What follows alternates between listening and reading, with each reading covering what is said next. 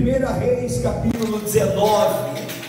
1 Reis capítulo 19. Diz assim, olha, Elias no monte Horebe.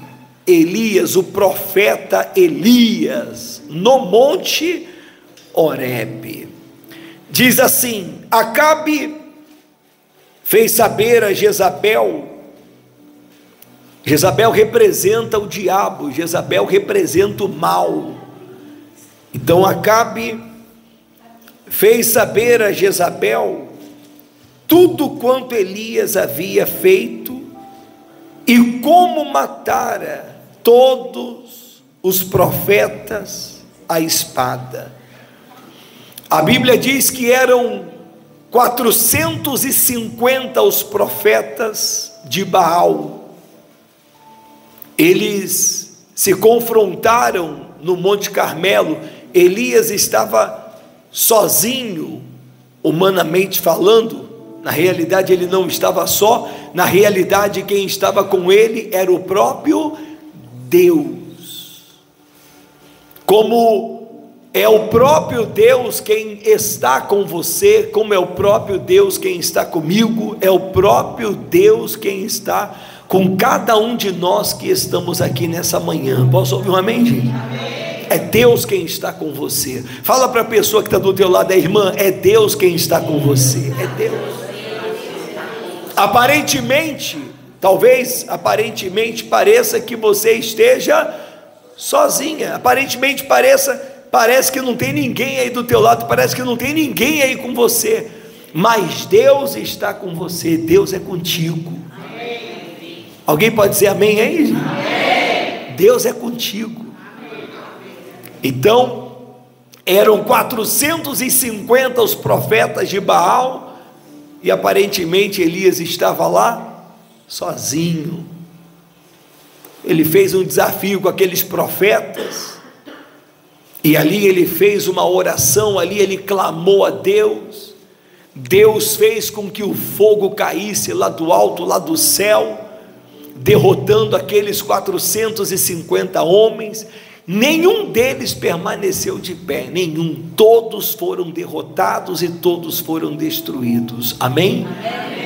Aí chegou um fofoqueiro, um tal de Acabe, e foi lá falar para Jezabel: ó, aquele Elias lá, aquele profeta lá, ó, matou os teus 450 homens, acabou com todos eles, matou todo mundo.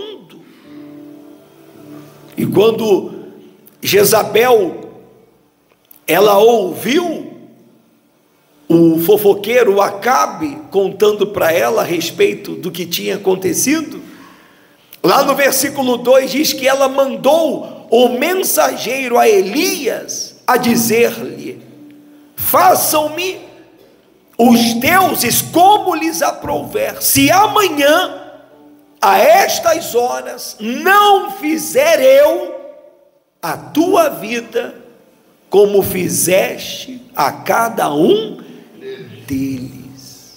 Ela ficou tão furiosa, ela ficou tão brava, tão nervosa, tão enfurecida, que ela mandou o fofoqueiro Acabe voltar lá e dizer: ó, vai lá e diz para ele que o que ele fez com os meus servos, que o que ele fez com os meus soldados, eu vou fazer com ele, eu vou matá-lo, eu vou acabar com a vida dele. E quantas vezes o diabo não tem dito a você que vai acabar com a tua vida, que vai acabar com a tua alegria, que vai acabar com a tua felicidade? E quantas vezes o diabo não tem dito a você que vai acabar com os teus sonhos, com os teus projetos, que vai acabar com a tua família, com o teu filho, com o teu casamento, com a tua saúde? Quantas vezes a gente não recebe uma notícia ruim para querer tirar a nossa estrutura, para querer abalar você emocionalmente, espiritualmente, para querer entristecer você? O diabo está sempre mandando o mensageiro dele para querer abalar a tua fé, para querer desanimar você, para querer fazer você perder o seu foco. Diga: está repreendido em nome de Jesus. Não, desse jeito nem a barata tu repreende. De novo, 1, 2, 3 e já vai. Está repreendido. Está repreendido, diabo. Está amarrado, diabo. Está repreendido, está amarrado. Mas o que aconteceu? Ela mandou o fofoqueiro ir lá, o mensageiro ir lá, dar esse recado para ele. E lá no versículo 3 diz que temendo pois Elias, levantou-se e para salvar a sua vida se foi, e chegou a Berseba, que pertence a Judá, e ali deixou o seu moço. Versículo 4: ele mesmo, porém, se foi ao deserto, caminho de um dia, e veio e se assentou debaixo de um zimbro, e pediu para si a morte, e disse: basta, toma agora, ó Senhor, a minha alma, pois não sou melhor do que os meus pais. Deitou-se e dormiu debaixo do zimbro, e eis que um anjo o tocou e lhe disse: o que o anjo falou para ele, igreja? Levanta-te e o quê? Olha só, um homem que já havia tido várias experiências com Deus. Acredito que vocês aqui já tenham tido várias experiências com Deus também, na trajetória de vocês, sim ou não? Sim. Acredito que em algum momento você tenha orado, em algum momento você tenha clamado, em algum momento você tenha suplicado, pedindo a Deus a misericórdia, o favor dEle. Acredito que em algum momento você tenha feito o que Ele fez lá no Monte Horebe, tenha levantado as suas mãos e tenha pedido a Deus para que intervisse na sua vida com fogo, com poder. E Ele interveio, porque muita gente já recebeu cura, muita gente já recebeu libertação, muita gente já viu Deus abrindo uma porta na sua vida que estava fechada. Posso ouvir um amém, gente? Muita gente já foi liberta de uma depressão, de uma crise de ansiedade, de uma síndrome do pânico. Muita gente que estava sem dinheiro, sem trabalho, conseguiu um dinheiro, conseguiu um trabalho, pagou a dívida, ou a dívida desapareceu. Muita gente que não tinha condições para construir a sua casa, construiu, está construindo. Em algum momento você deve ter clamado, e com certeza Deus deve ter atendido, Deus deve ter respondido. Você já teve experiências com Deus? Eu já tive experiências com Deus, eu já tive várias experiências com Deus. Mas diante daquela ameaça que ele sofreu, diante daquela notícia que ele recebeu, ele permitiu o que jamais antes havia permitido entrar no coração dele. Ele permitiu que o medo entrasse, ele permitiu que o medo o dominasse,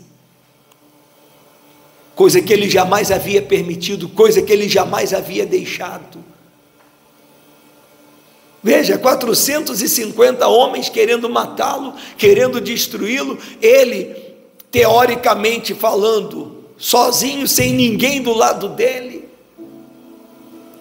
não deixou o medo entrar, não deixou aquela situação dominar as emoções dele, clamou a Deus, invocou o nome do Senhor, e naquela mesma hora o fogo desceu, os inimigos foram todos derrotados, destruídos. Espera aí, e agora, porque uma mulher dessa está me ameaçando, e agora porque uma mulher dessa apareceu, e agora porque uma situação dessa que eu estou vivendo, um problema desse que eu estou enfrentando, vai tirar minha paz, vai tirar o meu sossego, vai tirar minha noite de sono, vai me fazer perder a minha estabilidade?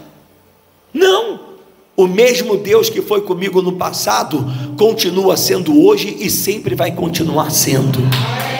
Pode glorificar o nome de Jesus bem forte. Ela está bem animada hoje, hein?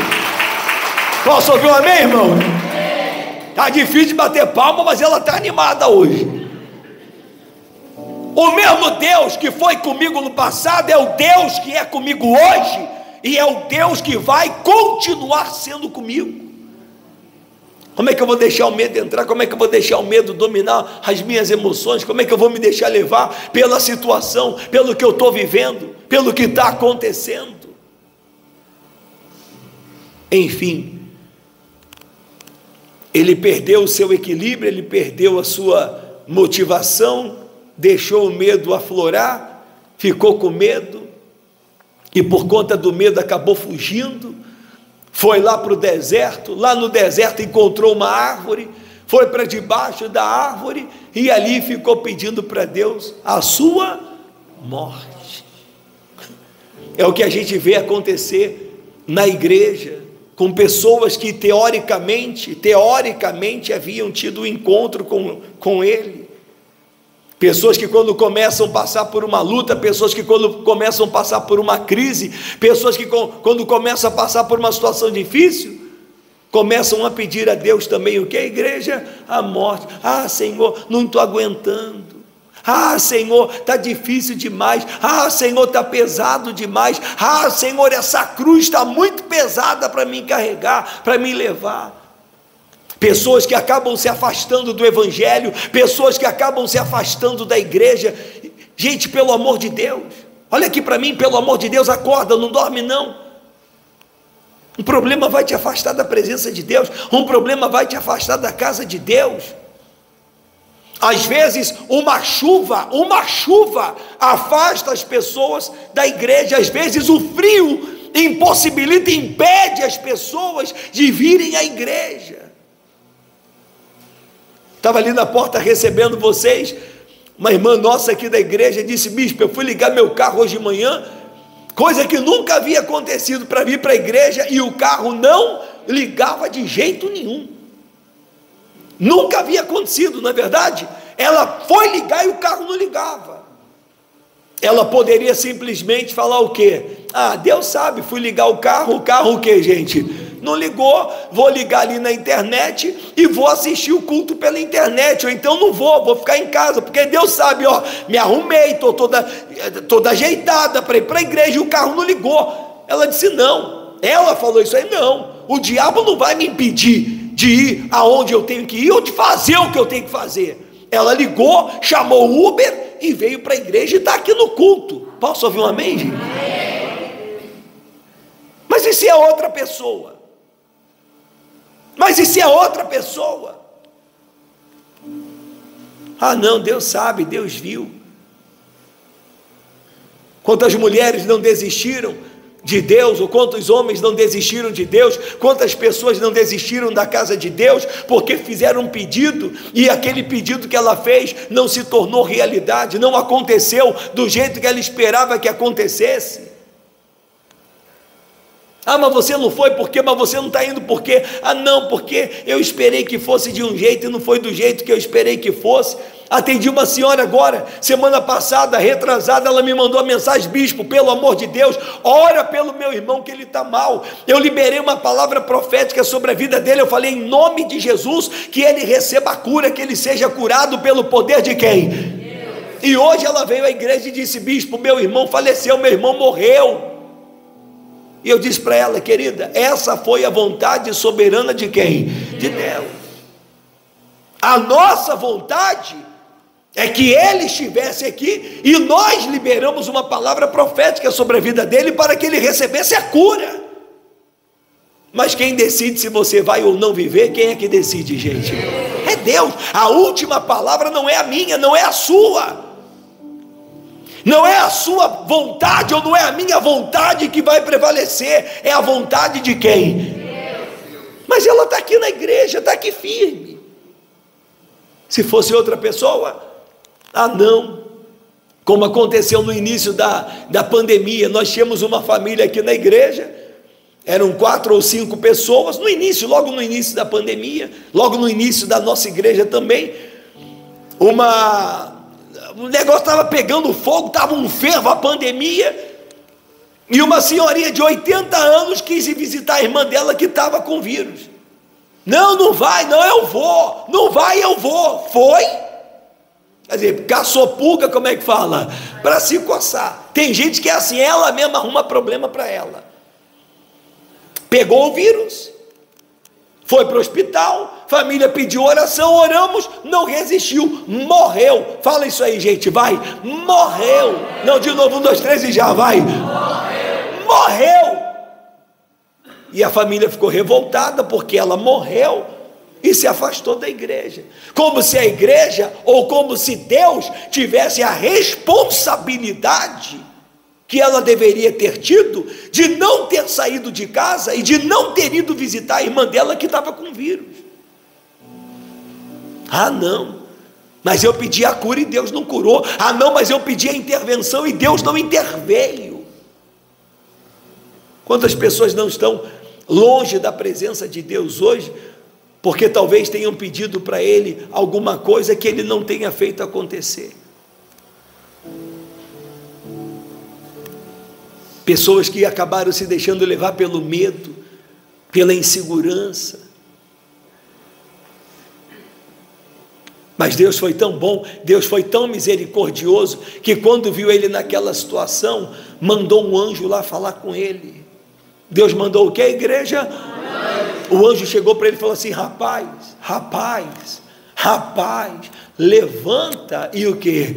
Levanta e come. Não fica aí prostrado não, não fica aí caído não. Diga para a pessoa que está do teu lado: minha filha, não fica aí caída não, minha filha, não fica aí triste não, minha filha, hein? Você que está assistindo, minha filha, não fica aí prostrada, caída, desanimada não fica aí nessa prostração, não, se levanta. Fala para a pessoa que está do seu lado: se levanta. Não, mas não é para ficar de pé no culto não, é o seu emocional, é o seu espírito. Se levanta. Se levanta. Não é porque dessa vez não deu certo que das outras vezes não darão. Não é porque não aconteceu hoje que amanhã não vai o que, gente? Acontecer. Fica firme. Nós temos que ficar o que, igreja? Firme. Mas é tão difícil você fazer as pessoas entenderem isso, sabia? Que elas devem ficar firmes, independentemente da situação que elas estão vivendo. Não estou transmitindo não. É tão difícil você fazer as pessoas entenderem que independentemente da situação que elas estão vivendo ou estejam vivendo, elas precisam continuar firmes. É tão difícil. Aí lá no versículo 6, continua dizendo: olhou ele e viu junto à cabeceira um pão cozido sobre pedras em brasa e uma botija de que, gente? Comeu, bebeu e o que, gente? Olha só, gente. Comeu, bebeu e voltou a dormir, e voltou a deitar. Olha o cuidado de Deus. Deus mandou um anjo. O anjo, como é que fala? Cozinhou, como é que fala? Assou o pão. Melhor falar assou, né? Assou o pão, colocou a água. Olha o cuidado de Deus, gente. E olha como Deus tem tido cuidado com a tua vida, cuidado com você. Olha como Deus tem falado, olha como Deus tem alertado. Mas às vezes as pessoas, elas pegam o pão, comem o pão, bebem água e voltam para a mesma situação que elas o quê? Estavam. Aí lá no versículo 7 diz que voltou segunda vez o anjo do Senhor, tocou e lhe disse: levanta-te e o que, gente? E come, rapaz, porque o caminho te será sobremodo longo. Aqui o anjo vai e toca nele. O anjo vai e o que, a igreja? toca nele.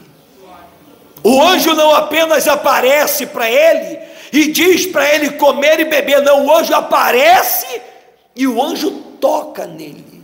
Rapaz, se levanta, rapaz.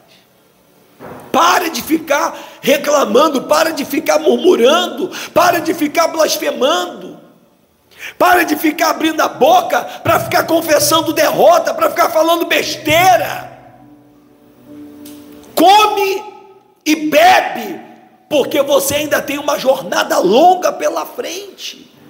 Deus ainda tem muita coisa boa para fazer acontecer na tua vida. Olha ela animada de novo, Jaime, tá vendo? Mais forte, vamos, seu Oreste, vamos. Posso ouvir um amém, irmão? Gente, repete comigo. Deus ainda tem muita coisa boa para fazer na minha vida. Deus ainda tem muita coisa boa. Nós ainda vamos viver momentos extraordinários na nossa vida, maravilhosos. Coisas que olhos não viram e ouvidos ouviram, coisas que nem sequer chegou a penetrar no coração do homem, é o que Deus preparou, tem preparado para aqueles que o amam. Amém. Irmãos, nós ainda vamos viver a nossa melhor fase, a nossa melhor temporada, ainda vamos viver a nossa melhor história. Deus ainda vai fazer coisas tremendas na sua vida. Amém. Mas sabe qual é o problema? Você está ali, ó, olhando para o que está acontecendo, você está ali, ó, com seus olhos fixos naquilo que está acontecendo, você está ali preocupada com a notícia que você recebeu, que você ouviu, você está ali considerando aquele problema, você perdeu a sua noite de sono, você perdeu a sua paz, você está se deixando levar, está se deixando influenciar, e quanto mais você fica nessa situação, pior é. Relaxa. Deus é contigo, Deus é contigo, e se Ele não fizer aqui, Ele vai fazer em outro lugar, não tem jeito. Se Ele não fizer lá, em outro lugar Ele vai fazer. Se não fizer do jeito que você estava esperando que Ele fizesse, Ele vai fazer de outro jeito. Ele é Deus. Mas nós vamos viver o cumprimento da promessa de quem? Deus. Nós não vamos morrer sem que essa promessa se cumpra na nossa vida. Não vamos. Ou então a gente rasga e joga no lixo. Porque para acreditar numa coisa que não funciona, está escrito que a palavra é espírito. A palavra é espírito, a palavra é viva. Posso ouvir um amém, gente? Amém. Está escrito, então ela é viva, ela é eficaz, ela é poderosa. Mas se não, então rasga e jogo fora. Vou acreditar num troço que não traz resultado para a minha vida? Mas como dizer que não traz resultado, se em algum momento eu, você, nós já fomos abençoados através dessa palavra? Sim ou não, gente? Quem em algum momento foi abençoado através dessa palavra? Levanta a mão. Então essa palavra, ela é verdadeira. Aí lá no versículo 8, levantou-se, pois, comeu, e o que? E bebeu, e com a força daquela comida, caminhou, quantos dias? 40 noites até Horebe, o monte, mas ali ele entrou numa caverna, onde passou o que, gente? Onde passou a noite. Então quer dizer, ele comeu, ele bebeu, ele se levantou, quer dizer, pegou um pique, pegou um ânimo, pegou uma forcinha, deu a caminhada de 40 dias, e daqui a pouco está ele dentro do que, gente? Pelo amor de Deus, seu calopsita, hein? É aquele tipo de pessoa, ô Jaime, que só funciona à base do, como é que fala? Do empurrão. Hein? Tem gente que depende da fé dos outros, tem gente que depende de que alguém esteja do lado dele, do lado dela, para motivá-lo, para motivá-la, e se não tem ninguém do lado, ela para, ou ainda alguém motivando, empurrando, é aquela pessoa, meu amigo, que para pegar é um sacrifício danado. Comeu, bebeu, andou 40 dias e 40 noites, mas voltou lá para dentro do quê? Da caverna. E aí diz assim, no versículo 9, ali entrou numa caverna onde passou a noite, e eis que lhe veio a palavra do Senhor e lhe disse. O que é que Deus perguntou para ele, gente? O que você está fazendo aí, cara? Pergunta para a pessoa que está do seu lado: minha filha, o que é que você está fazendo aí, minha filha? Não, mais forte, vai, 1, 2, 3 e já, vai. O que é que você está fazendo aí, minha filha? Aí ela, hein? Meu Deus do céu, está vendo por que muita coisa que era para dar certo na vida da gente acaba dando o quê? Errado. Está vendo como é que muita coisa que já era para ter acontecido na vida da gente deixa de acontecer? Não porque Deus não quer, mas porque nós atrapalhamos. Quem atrapalha é você, quem atrapalha somos nós. O que você está fazendo aí, cara? Pô, te dei, hoje tocou, te dei para comer, te dei para beber. Pô, tu ainda, quando eu pensei que tu ia, tu volta para dentro da caverna. Aí no versículo 10 diz, ele respondeu: tenho sido zeloso pelo Senhor Deus dos exércitos, porque os filhos de Israel deixaram a tua aliança, derribaram os teus altares e mataram os teus profetas à espada, e eu fiquei só, e procuram tirar minha vida. Aí no 11 diz, disse-lhe Deus: sai e põe-te neste monte perante o Senhor. Aí diz, eis que passava o Senhor em um grande e forte vento, fendia os montes e despedaçava as penhas diante do Senhor, porém o Senhor não estava no vento. Depois do vento, um terremoto, mas o Senhor não estava no terremoto. Depois do terremoto, um fogo, mas o Senhor não estava no fogo. E depois do fogo, um cício tranquilo e suave. Ouvindo-o, Elias envolveu o rosto no seu manto e saindo pôs-se à entrada da caverna. Eis que lhe veio uma voz e lhe disse, o que a voz falou para ele, igreja? Que fazes aqui, Elias? Ele respondeu: tenho sido em extremo zeloso pelo Senhor Deus dos exércitos, porque os filhos de Israel deixaram a tua aliança, derribaram os teus altares e mataram os teus profetas à espada, e eu fiquei só, e procuram tirar minha vida. 15, disse-lhe o Senhor: vai, volta ao teu caminho para o deserto de Damasco, e em chegando lá, unge a Azael, rei sobre a Síria, a Jeú, filho de Ninsi, ungirás rei sobre Israel, e também Eliseu, filho de Safate, de Abel Meolá, ungirás profeta em teu lugar. Olha aqui para mim, por favor. Beleza, te dei ânimo, te dei força, falei contigo, olha, fiz o que podia fazer por você. Usei o bispo, usei o pastor, usei uma palavra, usei um louvor, te mostrei, criei uma situação, te tirei de um ambiente, te levei para o outro, na intenção de abrir os teus olhos e na intenção de te fazer acreditar naquilo que eu vou fazer acontecer na tua vida.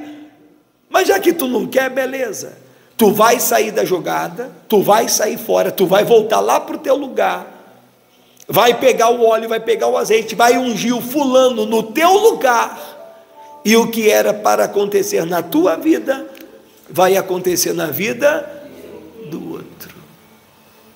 E quantos de nós não temos perdido as oportunidades dadas por quem? Por Deus. Beleza, estou tentando, estou falando, estou fortalecendo, estou usando a boca do bispo, estou usando a boca do pastor, estou usando a palavra, estou usando o louvor, estou criando situações, tirei você de um ambiente e levei para o outro, mas beleza, tu não quer, então o negócio é o seguinte: o que era para acontecer na tua vida, vai acontecer na vida do outro, porque você não quer, porque você não quis. Aí eu te pergunto, depois de já termos experimentado a bondade de Deus, depois de já termos provado das bênçãos, das maravilhas de Deus, depois de já termos visto que essa palavra aqui, ela realmente é viva, eficaz, ela é poderosa, Ele cumpre o que Ele promete, vamos deixar a bênção que seria para continuar acontecendo na nossa vida, passar para a vida do outro, porque nós simplesmente deixamos o medo, a tristeza, a angústia? Não, meu irmão, está repreendido isso. Enquanto a palavra de Deus não se cumprir, a gente não parte dessa para outra. Repete comigo, eu e a minha casa serviremos ao Senhor com alegria. Os projetos de Deus, eles vão se cumprir na tua vida, na nossa vida. Ontem eu li para os meus filhos, ele não vai lembrar que ele está com a preguiça da bexiga aqui hoje, mas ontem lá em Provérbios, qual foi o Provérbios que o papai leu para vocês, que eu também não estou lembrando, hein?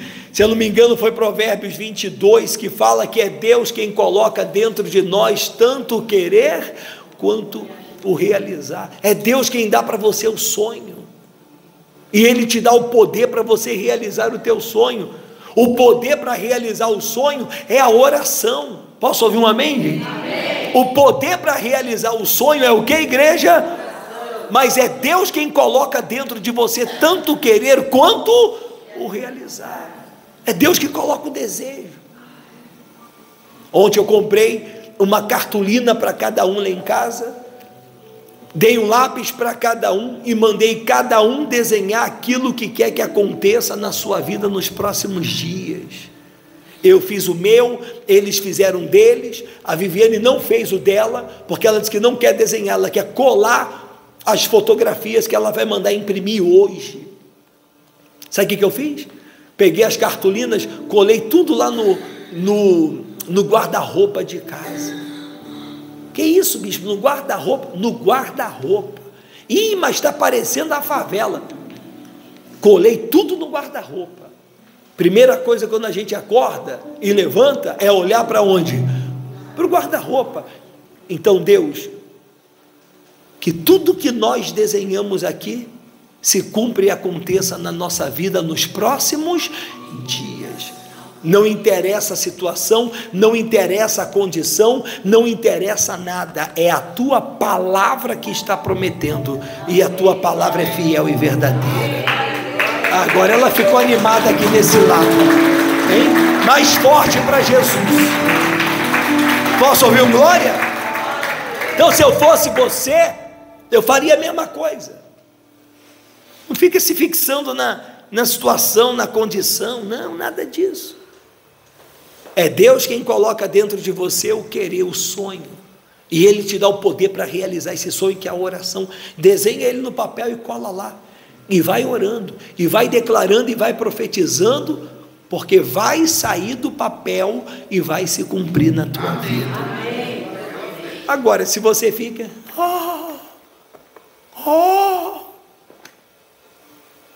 aí o que era para dar certo vai dar o quê? Deus tira você da jogada, Deus tira você da parada, coloca outra pessoa no teu lugar, vai acontecer na vida da outra o que era para ter acontecido na tua vida, e tu vai ficar chupando dedo.